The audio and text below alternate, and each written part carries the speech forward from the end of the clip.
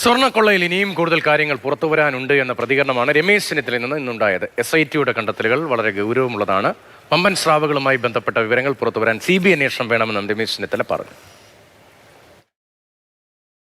ശബരിമലയുമായി ബന്ധപ്പെട്ട കൂടുതൽ കാര്യങ്ങൾ ഇനിയും പുറത്തു വരും. ഇതിൻ്റെ അന്താരാഷ്ട്ര ബന്ധങ്ങളും അന്തർ സംസ്ഥാന ബന്ധങ്ങളും ശരിയായി പുറത്തു വരണമെങ്കിൽ ഒരു CBI അന്വേഷണം ആവശ്യമാണ്. ആ അന്വേഷണത്തിന് കോടതിയുടെ മേൽനോട്ടവും അനിവാര്യമാണ്. ഇവിടെ അന്വേഷണം വമ്പൻ സ്രാവുകളിലേക്ക് എത്തണം. അതെത്താതിരിക്കുന്നത് ദുരൂഹമാണ്.